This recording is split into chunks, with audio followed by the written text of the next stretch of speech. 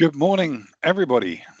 Welcome to this morning's session on mastering the carbon market. Today, this session is going to be taken by myself. I'm Dan Hill-Morris here at Carbon Footprint, and I'm joined by John Buckley, who's here with me today. So we've got three sections to the session today. Essentially, we're going to firstly talk about our shift to taking responsibility for our emissions. This is kind of a change in language, change in narrative, a change in how we think about the carbon market and where it fits within our overall net zero strategy. We're then going to go on to look at how do we select good projects, what makes a good project, how do we know that these projects are doing what it says on the tin, and that they have all of the credibility and integrity that they need to have to support our narrative of taking responsibility for our emissions in a very credible and legitimate way. And then we're going to go on, thirdly, to look at the carbon marketplace. It's a management portal, your management portal for exploring all of these projects and being able to manage all of the credits that you have used in the past and seeing what your whole compensation journey has looked like in terms of geography and project types, and having sort of audit ready reporting there at your fingertips as well. Before we get started, a little bit about who we are. So Carbon Footprint, we've been around for a little over 20 years now. So we've been working with thousands of organizations, companies, businesses, charities, government organizations all around the world. We've obviously seen this market evolve quite significantly over that time. We've worked in terms of working with different projects all around the world and understanding how their contribution is so essential to the combat against climate change. We know that this is necessary to achieve net zero by the global 2050 goals. We have developed the net zero standard as a framework for organizations to achieve that. We've got a number of our own platforms that you can see here on the screen, the Sustrax platform for calculation and analysis of all of your carbon emissions, the Carbon Data Intelligence platform, CADI, one-stop shop for all of your emission factors and disclosures and everything that you need related to carbon. Crisp will talk about a little bit as well a little bit later on today. This is the carbon ratings and insight platform where you get to see about the quality and integrity of the projects, and of course the carbon marketplace that we've already mentioned. Let's go and take a quick look then at the poll results. A few people answering the first question here about what happens to carbon that you continue to emit whilst you're on this journey to net zero. Most of you, of course, understanding that it does indeed persist in the atmosphere and add to global warming, which is the right answer. Good news. Good news. Good news. We've got another answer. Live there results coming in. It's updating live. This is good. Live results. Have you ever purchased carbon credits? Roughly 50-50. That's interesting. So half of you here are already on board with taking responsibility for these emissions and mitigating those through verified carbon credits, and half of you have not yet done this. So this is all about understanding perhaps why we should be doing this and why this is a good idea, and what's the best way to go about it as well. What types of credits? So for those of you who have, we've got pretty even split here as well. We've got some reductions and some removals. Number of people who aren't quite sure what the difference is, we will touch on that today in the session, so that will be clarified as well. And we've got other types of credits that have been used. In terms of managing all of the carbon projects that you've supported previously, how do people go ahead and do this? Some of you on a spreadsheet, some of you really don't keep track of it, so that will be interesting, because it's always nice to see what the latest updates from the projects you're supporting are, and having having that kind of audit information available should it be required for reporting in the future. And of course, half of us haven't done any of this yet, so that's all new to us.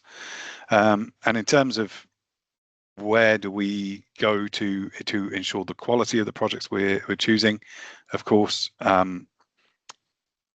some of us already using a rating platform or an agency, some of us simply taking the recommendation of our chosen retailer or broker. And I think the unsures are likely to marry up with the people who haven't chosen their credits just yet. Do you have net zero targets in place and a plan to deliver? Again, a very mixed bag. Some people who have made a commitment but aren't quite sure how they're going to deliver it yet. Here again, set targets, don't really know how we're going to get there. Couple of people have said yes, half a dozen no's, and a couple of people who aren't sure yet whether that target is in place. So that's something else perhaps to touch on. And again, we are talking about where does the voluntary carbon market sit, and where do these high integrity projects sit and fit in your overall net zero strategy, and what does that look like as a narrative for your organizations as well? Thanks, Dan, for that introduction. Thank you. Yeah, thanks for everybody who took part in the poll results as well. It's really interesting to see. I'll try and touch on some of those sort of questions that were up there earlier. So reductions versus removals, I'll try and pick up on that when we get to that bit. But before we start talking about the future, let's just maybe ground ourselves in what is happening today. Because this is all about the need to take responsibility for our emissions today. I kind of guess you guys all realize this, but the fact is pollution isn't something that's happening far off into the future. It's happening right now, and every single day more and more greenhouse gas emissions are building up in the atmosphere. And that's partly what we're here for, is to try and stop that build up and see what we can do to alleviate some of these problems. But the problem is, if this is happening today, why are so many corporate goals focused all the way out to 2050? So there's a bit of a disconnect here, and we call this the net zero dilemma. It's the difference between the carbon we're putting out today and the promises we're making for tomorrow. So the big picture is pretty clear. Scientists, governments pretty much all agree that to avoid the most significant impacts of climate change on the whole world, we need to get together and achieve net zero across the planet by the middle of this century. In 2018, the IPCC, the Intergovernmental Panel on Climate Change, they published a landmark report. It concluded that if we want to limit global warming to just 1.5 degrees, as a planet, we have to achieve net zero by 2050. And actually, it only gives, if we do that, there's only a 50 to 66% chance of limiting global warming to that level. Wow. So even if we achieve this, there's only 50-50 whether we'll achieve that goal. The reality is actually things are getting a little bit more urgent as well. In 2024, it was the first year the average global temperature exceeded 1.5 degrees above industrial levels. So in a way, we've already hit that level. 2025 followed closely behind this. It was the third hottest year, 2025. Okay, so these are just short-term trends, and for climate change, we're looking at long-term trends. So 1 year of 1.5 degrees doesn't necessarily mean that we've broken the climate yet or achieved that as a long-term target. But if you're looking at the long-term average, it's currently estimated to be that we're already at the 1.3 to 1.4 degree level. So tantalizingly close already to 1.5 degrees. So the purpose of mentioning this is to sort of make sure everybody's aware of how urgent action is required. And not just by governments, but by businesses as well. So the goal for 2050 doesn't just pause the climate clock. So you may have the 2050 goal, you may be working towards it, which is all good. But whilst companies are working towards these long-term net zero goals, their day-to-day emissions are still building up. They're still adding fuel to the fire, if you like. So just focusing on the distant goal is ignoring the damage that's happening right now. And it goes without saying, setting a net zero target and working and making real progress and reducing your carbon emissions towards that target, like I say, it goes without saying it is essential that businesses do that, and we all do that. So it boils down to this.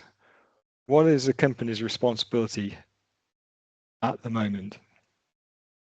What actions should you be doing right now in 2026 rather than just planning for and working towards 2050? So when you boil it down, businesses have three choices.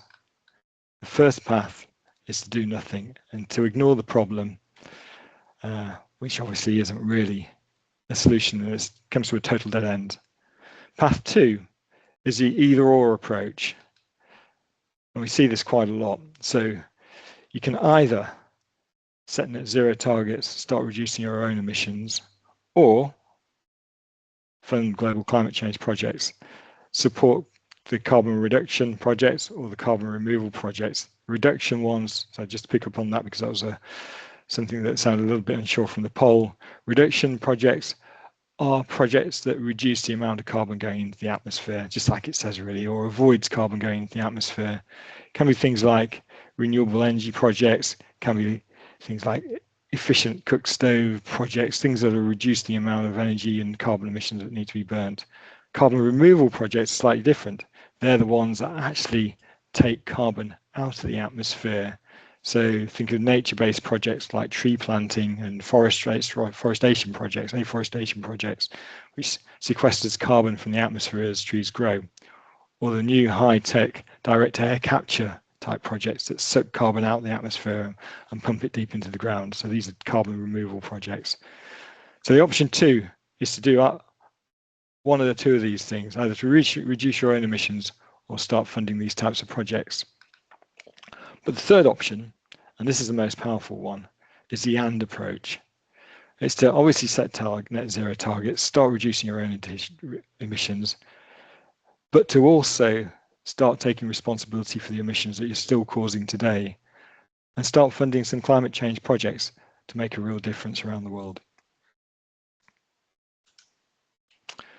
So this really gets to the core of it. We're seeing a huge shift in thinking, and the most credible climate leaders get this. We can't just kick the can down the road. You have to take responsibility for the impact your business is having today.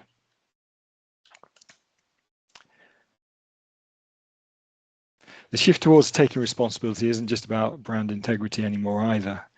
It's increasingly being enforced by strict compliance and sector-specific standards. Across the globe, legally binding frameworks like the EU ETS is putting a hard cap and price on carbon for large polluting industries. Meanwhile, there are industrial-specific benchmarks as well and standards that are making carbon accounting and management mandatory for operational success.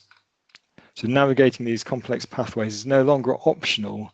It's actually a critical requirement for the maintenance and resilience and reputation of your business. And it's kind of gives you your right to operate in the 2026 market.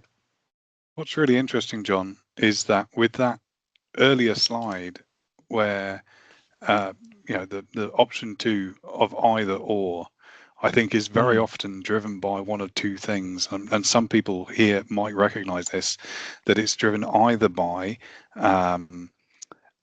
perhaps a misunderstanding of the goal. So a lot of people have this definition of net zero in their mind, that is, we're going to reduce by 90% and then account for the other 10% by supporting these projects. So that's the waiting game. Or it's a budget question, isn't it? So where do we put our money? Do we invest our money into reducing our carbon emissions or supporting these projects?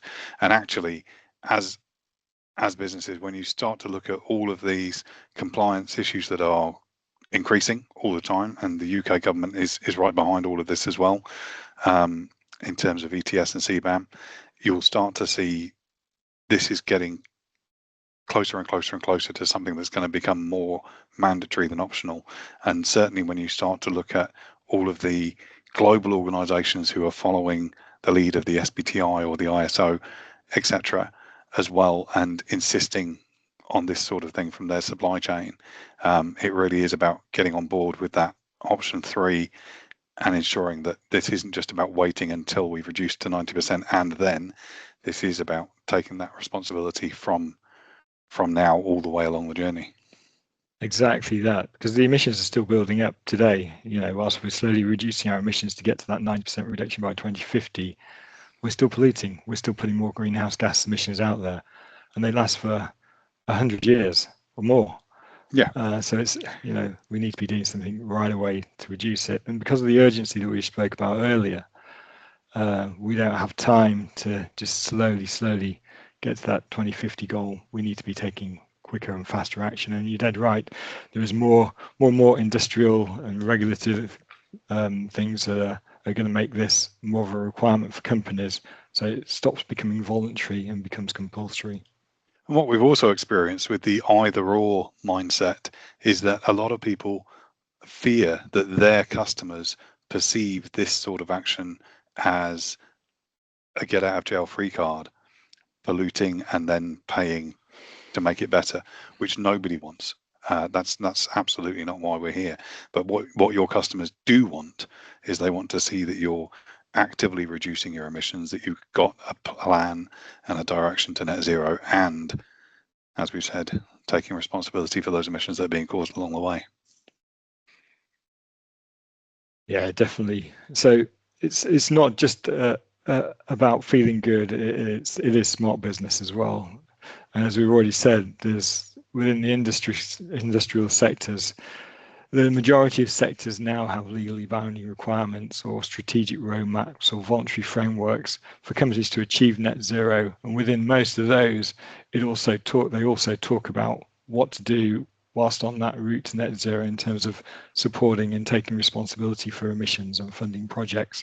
And it's only this week, actually, that the UK Net Zero Carbon Building Standard for those in the building sector was released. So a new publication that once again lays the foundation for that particular sector. So it's really important that companies start doing this. And your supply chain partners are also demanding it as well. And it's not just supply chains, it's potential investment. Investors see inactivity as a large financial risk, everything from carbon taxes to a trash reputation. But there are opportunities as well. So as Dan was saying, you know, can we afford to do both carbon reduction and take responsibility for the emissions and fund projects? But there are opportunities here to improve energy efficiency. And as you improve energy efficiency, it reduces carbon emissions and it also reduces your costs. So there's a potential return on investment from working on your carbon emissions and reducing them. And the final bit is around the brand. I mean, customers now are smart, aren't they? They are really smart, and they can spot greenwash from a mile away. So they do want to see credible and real climate action. So it's that third option that we talked about earlier, about having a net zero plan, working towards the carbon reduction, and then also taking responsibility for your emissions today.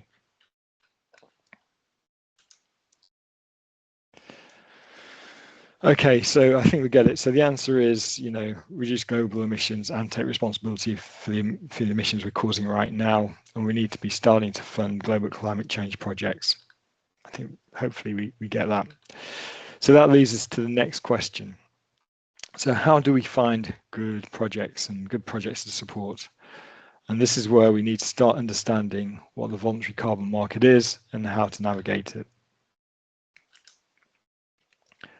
So the reality is, to achieve global net zero is going to require a huge amount of investment around the world.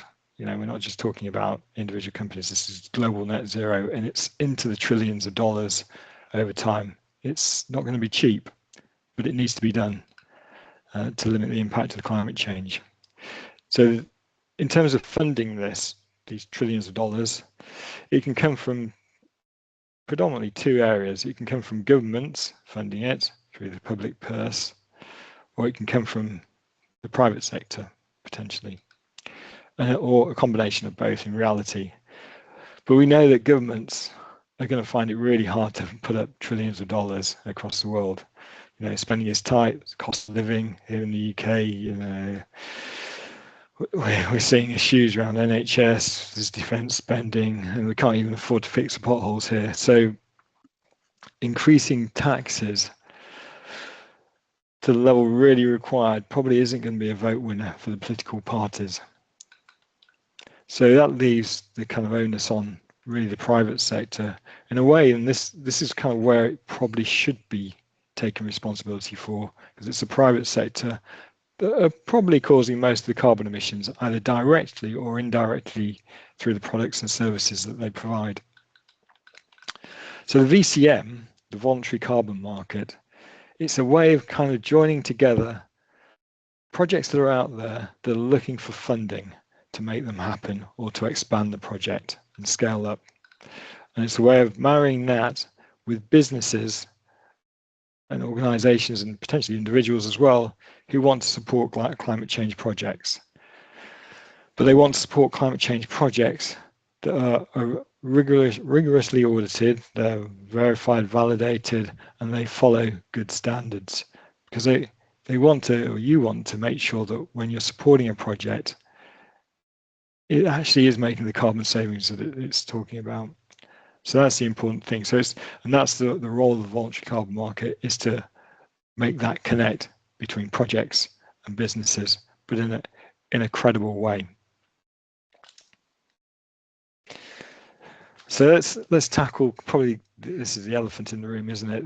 There has been some growing pains of the voluntary carbon market, and I think we should first talk about the problems that have really hurt the market over the last few years in terms of trust. And it's like any new sector or any industry really. There's always some issues, but these are the ones that you probably heard of in the news media over the last maybe 2 or 3 years ago. So let's address them. So questionable additionality. So this is a fancy way of saying, would the project have happened without the finance coming in from the carbon credits? So this often gets asked, and it is a test that gets addressed, but there has been questions around that. So some projects, maybe some large-scale renewable projects somewhere in the world, may have happened, who knows, without the finance, because they're also getting funding from elsewhere. We've seen concerns about potentially exaggerated claims as well. This is particularly with the reducing deforestation type projects, the REDD+ projects, that may have over-exaggerated how much carbon that has been saved in those. There's permanence issues. Nature-based projects are particularly prone to this, the issue of the reversal of the carbon savings. So, okay, a forest may have been planted, built, grown, sequestered lots of carbon, but then following forest fires or other events, those carbon emissions can be released and have been released in some cases. Oh, pardon me. And then there's the whole issue about greenwashing as well. There's some corporates in some industries have been labeling some of their products as carbon neutral just to get that sort of marketing advantage without actually doing anything to reduce the carbon emissions of what they're actually doing. So we've all heard of, strange things like carbon neutral petrol and diesel. Yeah. So it there's obviously greenwashing, isn't it? But it's not that everything was bad and that everything is bad. As with any industry, there are a few bad apples, and these rock people's faith in the integrity of the market. But there's been a lot of good work that's been done over the years. The foundations have been laid for a really credible market, and lessons have been learnt now. And lots of great projects have moved ahead and created some real impactful carbon savings and benefited lots of other people's lives as well through the additional benefits that a lot of these projects bring. So these were the growing pains. And it's growing pains of a highly complex emerging financial market, which ultimately has forced some necessary changes. And that's what I want to start talking about now. So this is the million-dollar question, or probably the trillion-dollar question, isn't it? With all these potential traps, what does a true integrity, high-impact carbon project look like? How can we be absolutely sure that you're funding real climate action? So, well, here's the answer. The ICVCM was set up as a new global benchmark. It's set up a benchmark called the Core Carbon Principles, or CCPs for short. You can think of these as a new platinum standard quality in the carbon market. So the ICVCM, it was actually launched a little while ago. It was launched back in September 2021. So it has been around a little while now. It's just before the Glasgow COP20 conference. And it was a successor to Mark Carney's Task Force on Scaling the Voluntary Carbon Market, which you may have heard of. Some of you may have heard of that. So what it does is it looks at the programs and the project methodologies to decide which programs and methodologies are the most rigorous and are most likely to work in terms of making those carbon savings. By programs, for those that you bought carbon credits, these are what we typically think of as the carbon registries. So things like the Verified Carbon Standard, Verra's Verified Carbon Standard, or the Gold Standard, for instance. Those are the programs. And then the methodologies, they're the individual methodologies for the different types of projects. Because to work out the carbon savings and verify the carbon savings, for instance, of an afforestation project, is going to be a very different methodology to that used for a renewable energy project, for instance. So different projects, different methodologies. And what the ICVCM has been doing is they've been going through each of the programs to make sure they're rigorous and solid, and also through these different methodologies and slowly approving them. And it has been a slow process, and it hasn't finished yet. They're still going through, there's still more programs and registries to be reviewed, and there's still more methodologies to be reviewed. But I'll give you an idea as we go through how far they've got so far. But before we do that, let's just touch back on what the core carbon principles are, because I think this is worth understanding. So the easiest way to think of the core carbon principles is it's a 10-point checklist, effectively. If a program wants to be classified as a high integrity, it has to tick every one of these boxes. And it's a powerful framework for accountability and quality. So it looks at the whole picture. The principles are split into 3 key areas. You've got governance, which is about how well and how properly managed is the program and the registry. It's about transparency, it's about auditability, it's about, the robustness with verification and validation. And then there's the impact side. And this covers additionality. That's to make sure that the project wouldn't have happened without the carbon funding that you're providing potentially for the carbon credits. Looks at permanence. Are the carbon savings going to be there forever? It looks at how robust is the quantification, how measurable are those carbon savings? And then there's also no double counting, which is effectively taken account of mainly through the carbon registries. And then the third pillar, if you like, is making sure these programs contribute to sustainable development and benefit the local communities and ecosystems where they're happening, and also contribute to the global net zero transition. So they're the 10 carbon principles. And for a good project, they should be ticking. They need to tick all these 10 things. So, this isn't just theory. This is already happening. Like I say, as of today, 9 of the world's biggest carbon crediting programs have been approved as being eligible programs for CCP. And you can see the list here. The ones at the top you've probably heard of: Verra Gold Standard. Some of you may have heard of the Climate Action Reserve and American Carbon Registry, both US based, and then there's a few other smaller registries as well. If we'd done this presentation, well, we did do a presentation similar to this back in October. Since then, we've had 2 new programs added, which is Puro and Rainbow, and they're specifically around the carbon removal type projects and engineered carbon removal. So things like the direct air capture and biochar type projects and things like that.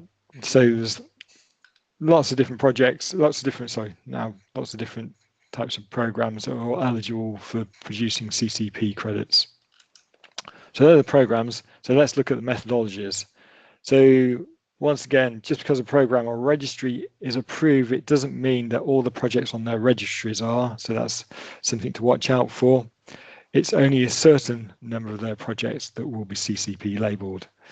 So as for the methodologies that have been approved so far, you can see the list here. So we've got things like landfill gas projects, ozone depletion projects, clean cook stoves, so efficient cook stoves, biochar projects, improved forest management, afforestation, and engineered carbon removal. So these are the projects, the methodologies that have been approved so far. And not every methodology in these categories has been approved, so just be clear with that. And also the ICVCM has only approved typically, in most cases, the latest version of the methodologies. So it's a process that they're going through. I understand they will go back and look at some of the older methodologies as well. So if a project's been verified against an older methodology of a methodology that's been recently approved, then yeah, they will be waiting to be CCP approved, hopefully. Hopefully that made a bit of sense.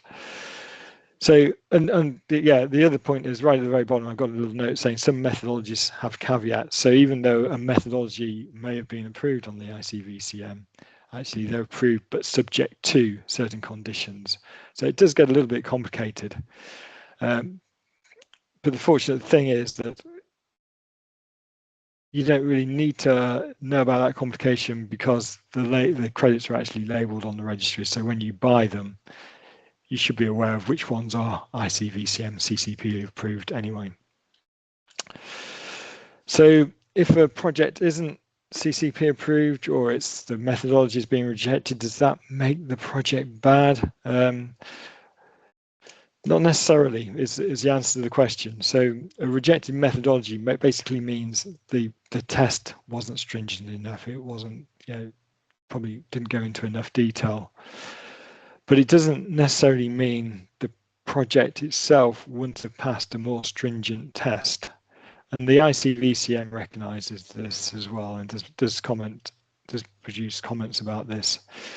And what we're seeing is that although some methodologies have been rejected, some of the registries, the programs are now looking at those methodologies and updating them and revising them to bring them up to the required standard that would allow them to get CCP approved. When that happens, then the projects themselves will be able to kind of be reassessed against those new methodologies. So we'll see how that pans out in the future. But yeah, some methodologies have been rejected.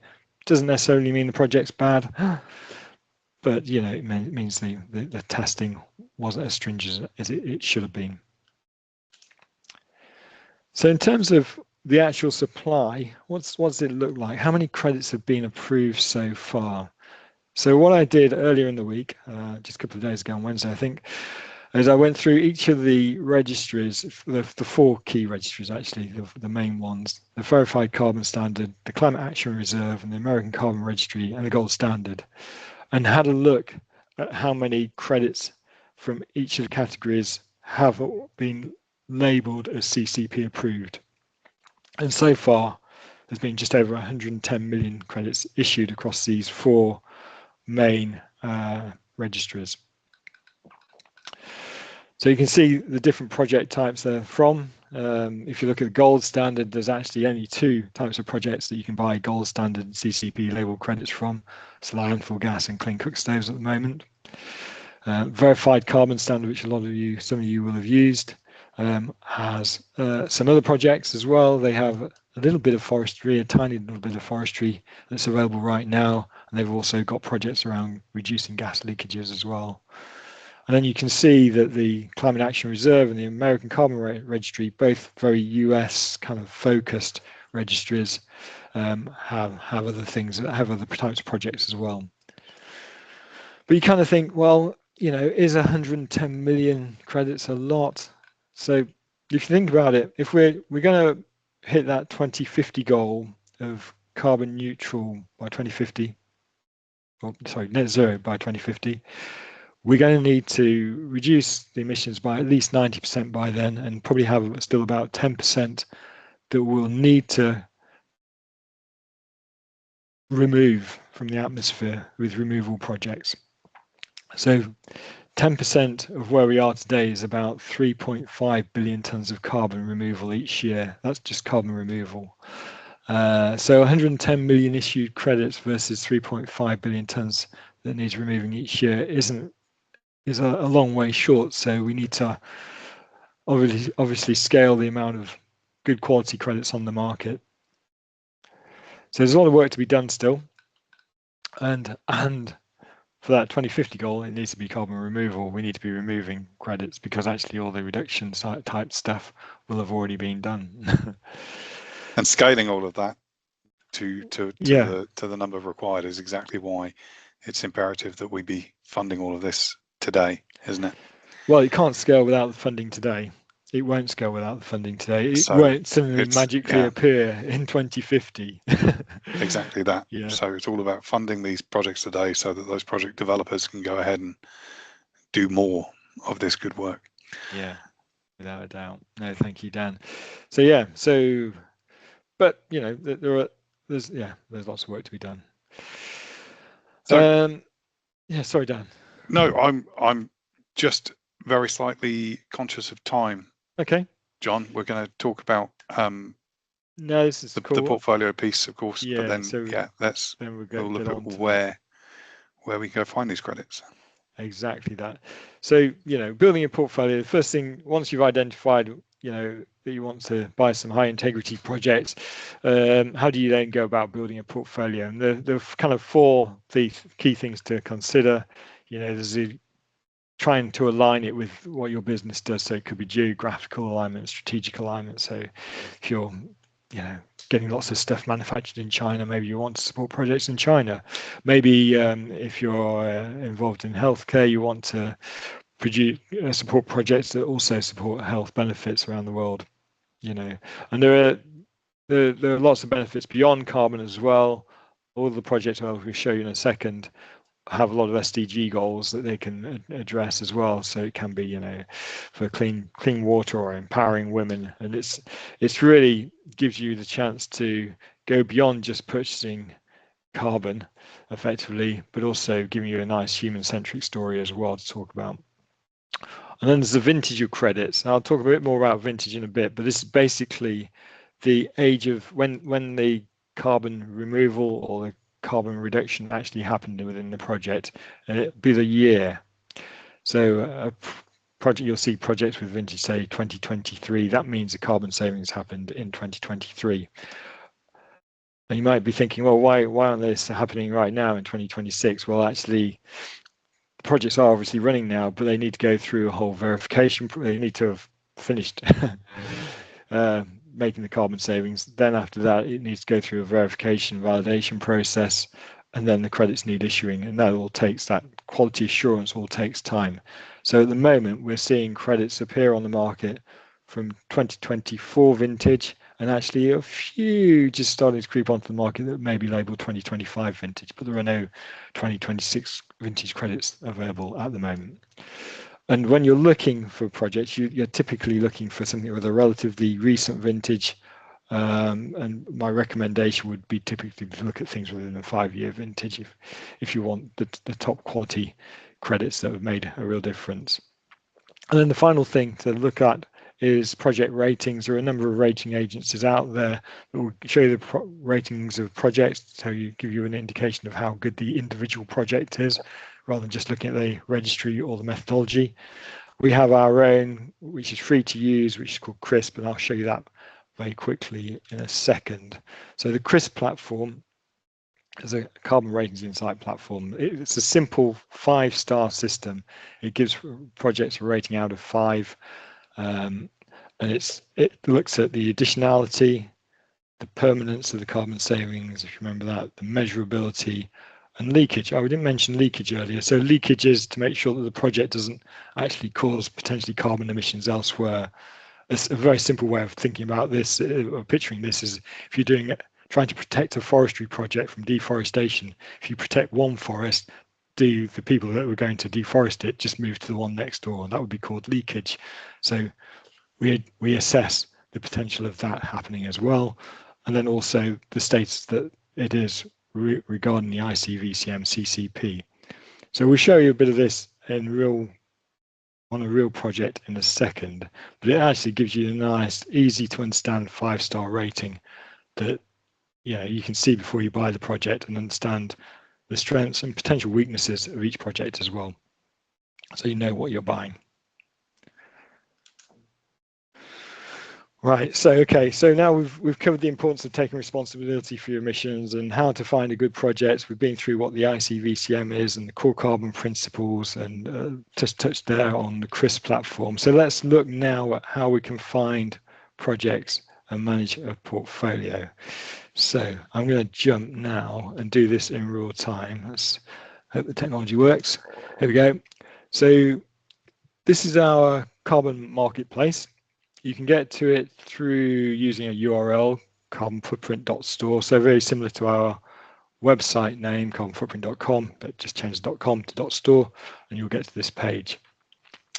So you can log in as a guest, so you don't need to necessarily create an account straight away, but I do recommend that you do create an account because you get to see a little bit more and you get to actually transact, and obviously you can't transact until you've actually signed up. So I'm going to sign in to a demo account here that I've already set up. It's quite easy to set up an account if you haven't done it. It's free to do. You can also go in through Google and Microsoft as well. But I'm going to sign in here, and hopefully this all works. Here we go. So my name on this demo account is Bob Test, so it's obviously a demo account. And the first thing you can see here is at the very top, it says welcome to me, but below that is the management portal. So this shows you if you've already bought carbon credits from Carbon Footprint in the past, either through one of our consultants or through this platform, you can keep a track of what you've already contributed and supported in the projects that you've supported. So for this example, you can see there's a huge amount of carbon credits that have been bought, and it splits it between 90% reduction and 10% removals. I can see that straight away. I can see the number of trees that we've also supported the planting, number of projects and number of orders. So that's all great. But if I press this button, I can see a lot more detail, and you can see this as well. So as soon as you log in, you should get to see some of this if you bought carbon credits from us before. And you can make it full screen, which might make it a little bit easier for you guys to see. So on the left here, you can see a chart showing the by year. At the moment, the number of credits we bought from by project type, but I can toggle between these toggles and see, whether it's carbon reduction or removal. I can look at the countries that we supported as well. And if you were watching carefully, you'll notice that this chart also updates as I toggled to show you the pie chart and the percentage splits between each type of project.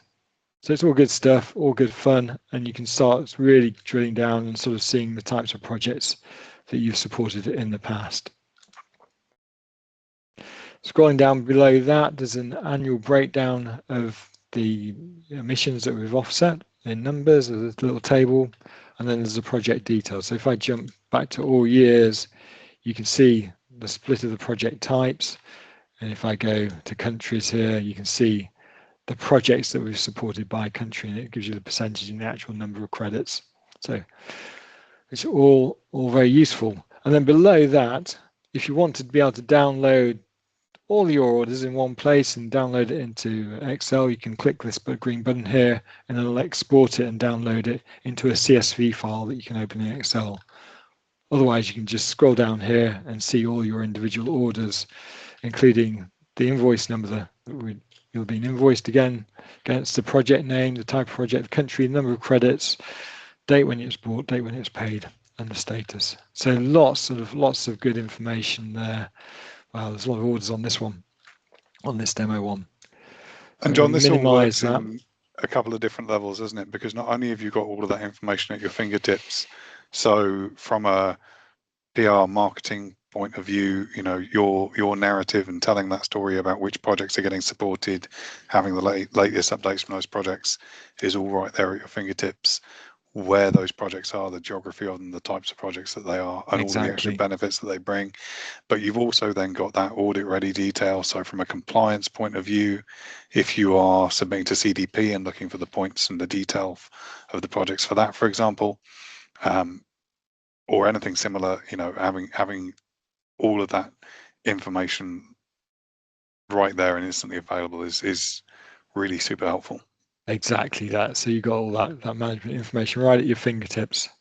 And like I say, everybody who's bought from us in the past should be able to get this information. So do log in, and as long as your email address is tagged correctly, then you'll see all that. If you can't see it, then hit the contact us button and, you know, send us an email or give us a call, and you'll probably get to speak to Dan, and he'll help you out and make sure that we get all that working for you. And of course, there's no cost to any of that either. So this is, you know, yeah, this is all free. Yeah, this so is all so you don't need to be buying just ready for use, because that information should be in your hands. Exactly. And when you're ready to look for new projects, you can scroll down a little bit and you can see the carbon projects that we have available at the moment. So currently you can see we've got 62 projects that are available for you to support.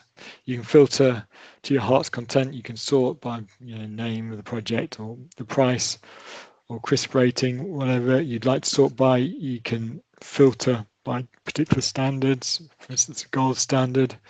So I want to find a gold standard project with high gender equality, you know, ratings on science, SDG goals. You can do that. So it's, yeah, lots of ways of sorting the types of projects that you want, or location. If there's a particular location that you're interested in, maybe just looking for Africa, you can start filtering down, sort of filtering on the projects that you really like. And if you know, need to do an ICVCM CCP project, that's filtering on there. And now you go, we've filtered all the way down, and here's a project that ticks all those boxes and is ICVCM CCP labeled as well. So when you're looking at the project, you can click on the picture. It'll tell you a little bit more about the project, gives you a bit more description, shows you the sustainable development goals that it hits. You can also see here, you've got the vintage, which I talked about earlier. So at the moment, the credits that we've got from this particular project are vintage 2022. That means that the carbon savings were made in 2022. You can see the CRISP rating, 4.4 out of 5 for this project. If you want to see the actual CRISP rating, if we click there, it then opens the project up on the CRISP platform. It'll take a second to load because it's quite a big database that it's loading into. But here you go, you've now got the whole information from CRISP, which gives you things about the methodology and details like that. There's a link to the registry. So you can click all the way back to the carbon registry to see the documentation there. But this is the interesting bit. I think this is the bit which is really stands out, is the ratings information. So if you scroll down, as well as showing the individual ratings, it provides a reasoning of why that rating has been applied to this particular project. And you get the average rating as well. So it's lots of good information that's available here that you can start searching around to find projects that you want to support. And when you're ready to build a portfolio, you can put in the number of tons that you want to buy, and it sort of adds it to your basket and shows you the price. And you can build, like I say, you can build a portfolio. So let's say we want to add in a different project as well. You can start building up, what you want to support. So that's all good. Is there anything else I haven't shown here, Dan, that you think we should quickly show on the carbon marketplace? No, I don't think so. I think that the combination of the carbon marketplace there and CRISP as the sort of ratings platform as well pretty much covers everything. What I'd stress is that, of course, naturally you can go ahead and purchase credits through the carbon marketplace here directly, but equally you can use this whole suite as a set of tools to drill down into understanding which projects you might be interested in, which projects are catching your eye, which projects you feel are sitting well with your company's values and so on, looking at what's available on the marketplace, drilling into CRISP for the details of the credibility and the integrity of those projects, and where that all comes from. And then, by all means, of course, let's have a conversation, get in touch with us and talk about that and what that portfolio might look like and what else we can do to help you build that narrative around it as well. So it's really works in two ways. You can, of course, purchase there on the platform, but also just use that as a bit of a library, bit of an information resource to bring to the conversation, so that you already have an idea of the types of projects you're looking for, and we can really help put that together for you as well. Yeah, definitely. So definitely feel free to contact us. Like I just showed, there's a contact button at the top, which gives you the contact details, and you can get to speak to Dan or another member of our team. If you can't quite find the specific project that you're after, give us a shout. If there aren't enough credits for what your particular requirement is that we're showing on comp, then also give us a shout, because we do hold more credits than we show on comp, but all the credits on comp we are holding. So yeah, these are real credits that are in our registry accounts, ready to buy straight away. Feel free to reach out for us. We're here for you. I'm going to skip back now to the presentation. Let's quickly find that on my computer. Here we go. So we're showing you the comp marketplace, and there's the URL again, compfootprint.store, to go and visit that. Oh, and once you've bought, you also get a certificate, obviously. And when you're putting in the details for the certificate on the comp platform, you can also put the wording that you'd like on the retirement certificates as well, which will go onto the retirement registries. So I'm kind of just keeping an eye on the time. We are going a little bit over almost. So let's jump straight to, now we've covered kind of how easy it is to buy and manage your verified carbon portfolio. Let's just give a quick summary before we open up the conversation to the floor.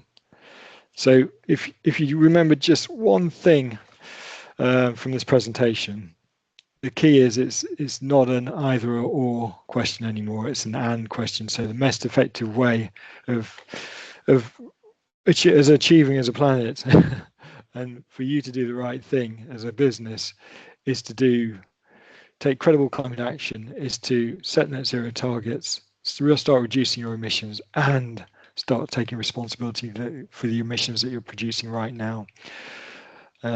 And we've shown you how you can do that through credible climate change projects. Look for the ICVCM standard, use CRISP to help give you some guidance as well. And then you can use our platform comp to buy the carbon credits, or give us a call and we can help you with that as well. We're here to help you. Dan, should we go crack on and do the questions? Yeah, we've got some questions queuing up already. Excellent. So the first of those came in from Liz asking, how do we think what's the best way really to provide confidence to stakeholders if there are still some projects that haven't passed the ICVCM CCP methodology testing? Is it best to select only projects that have passed the test? I think that a mixture is a good idea, but John, what's your view?